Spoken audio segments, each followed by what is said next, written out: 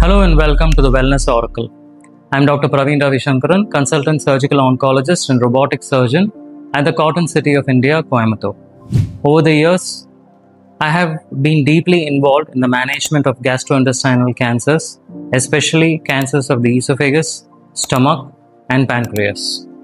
A significant part of my work involves performing advanced robotic cancer surgeries, including complex esophagectomies using cutting-edge robotic and laparoscopic platforms. What this means for patients is not just precision in surgery, but better recovery, less pain, and improved outcome. But despite all these advances, there is one major challenge that esophageal cancers or cancer of the food pipe. Most patients come to us very late, not because treatment is not available, but because the disease starts silently, progresses quietly, and is often ignored until it begins to interfere with something as basic as swallowing. And that is exactly why today's discussion is so important. Today, I want to walk you through the basics of carcinoma esophagus in a way that is simple, visual, and something that you will remember long after this video. Let me begin with something very simple. Take a glass of water, drop a few corn kernels, add a little baking soda and then vinegar, and watch what happens. The corn kernels begin to dance, rising up, falling down, moving in a chaotic, almost rhythmic pattern. At first, it feels random, almost entertaining. But in reality, it is driven by a continuous, invisible reaction. Carbon dioxide bubbles forming, attaching to the kernels, lifting them up, and then releasing them. The cycles continues again and again. Now hold on to this image. Now think about the memorable scene from the movie Hobbit: An Unexpected Journey. Excuse me, that's my chicken. If you don't, that's my wine. Excuse me. His work fine. Some of that. Put those back. Bilbo Baggins is all alone in his house. Everything is quiet, structured, and under control. Then suddenly, one dwarf enters, then another, and before he realizes it, his entire home is filled, occupied, and overwhelmed with dwarfs. He does not know what to do, and very soon, all the food that he has painstakingly saved has vanished in no time. What started as a small intrusion becomes a complete takeover. That is how esophageal cancer develops. Let's understand this step by step. The esophagus is a muscular tube that connects your mouth to your stomach. Every time you swallow, food passes through this tube in a smooth, coordinated manner. The inner lining of the esophagus is made up of cells that are constantly exposed to what we eat and drink. Now, under normal conditions, these cells are well organized, controlled, and constantly renewing in a balanced way. But when the esophagus is exposed to repeated irritation over time, whether from smoking, alcohol, acid reflux, or dietary factors, these cells begin to undergo changes. Initially, these changes are microscopic, no symptoms occurs, no warning signs, but slowly abnormal cells begin to appear, and more importantly, they begin to multiply and grow.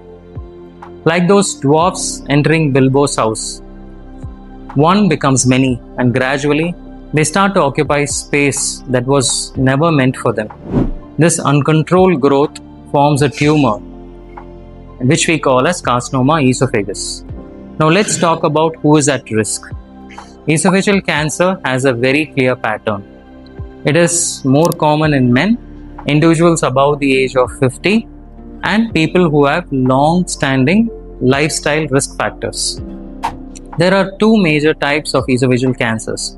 One is squamous cell carcinoma, which usually affects the upper and middle part of the esophagus and is strongly linked to smoking and alcoholism. The other is adenocarcinoma, which typically affects the lower esophagus and is closely associated with acid reflux and a condition called as Barrett's esophagus. So, what are the causes? The major risk factors include smoking, which directly damages the lining of the esophagus, alcohol, which acts synergistically with smoking to increase the risk, chronic acid reflux, where the stomach acid repeatedly irritates the lower esophagus. This leads to a condition called Barrett's esophagus, a condition where the normal lining changes due to long-term acid exposure. Obesity may also be a cause, as patients who are obese are prone to bad reflux, which in turn is a contributing factor. Diet low in fruits, vegetables, leading to reduced protective antioxidants are also a cause. And in certain regions, even consumption of very hot beverages over a long period of time contributes to carcinoma esophagus. So this is not a sudden disease. It is a result of years of ongoing damage and repair which has gone wrong. Now let's talk about the symptoms, and this is where early detection becomes challenging. In early stages, carcinoma esophagus is often completely silent. Patient feels absolutely normal, but as the tumor grows, it begins to narrow the passage of the esophagus, and this leads to the most important symptom, difficulty in swallowing. Initially, patients notice that the solid food feels like it is getting stuck. Over time, even semi-solids and liquids becomes difficult to swallow. This gradual progression is a very important warning sign. Other symptoms include unexplained weight loss, persistent chest discomfort or burning, regurgitation of food, chronic cough or hoarseness of voice, and occasionally vomiting of blood, etc. But unfortunately, by the time these symptoms are obvious, the disease is often advanced. So, how do we diagnose it? The most important test is endoscopy, where a flexible camera is passed through the mouth into the food pipe, allowing us to directly visualize the lining of the esophagus. If we see any suspicious area, we take a biopsy, and that confirms the diagnosis. Once cancer is confirmed, we then move on to staging. This includes imaging like CT scan, PET scan, etc.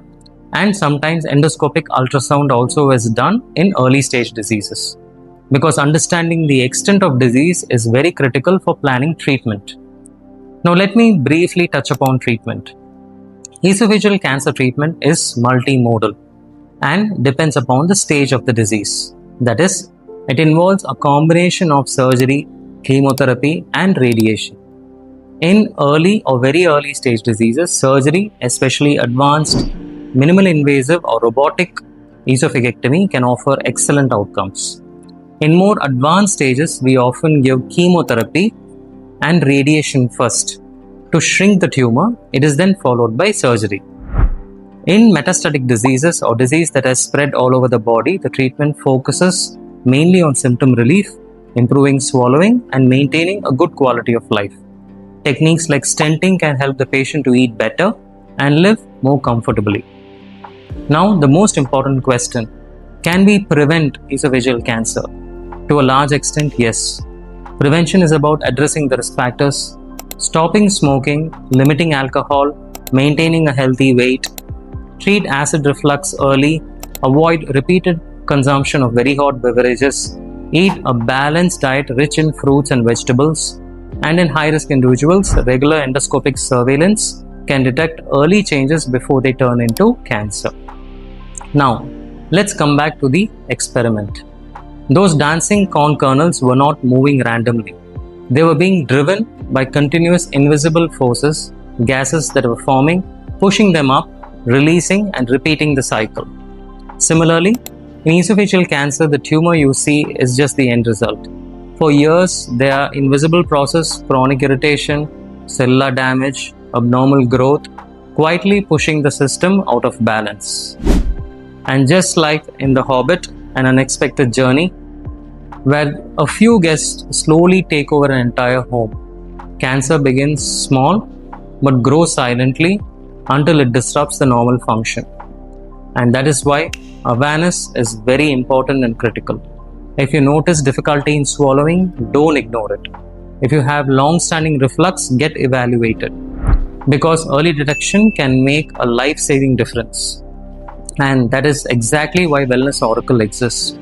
To simplify complex diseases, to remove fear, and to empower you with knowledge that can truly save lives. If this video helped you understand esophageal cancer better, share it with someone who needs this awareness. And don't forget to subscribe to the Wellness Oracle, because informed decision starts with right knowledge. In the next video, we will go deeper into the treatment of esophageal cancers, stage-wise, practical and clearly explained, including how modern techniques like robotic surgery are transforming outcomes. I'm Dr. Praveen Ravishankaran, and remember, difficulty in swallowing is never normal. Don't ignore it. Thank you and have a great day ahead.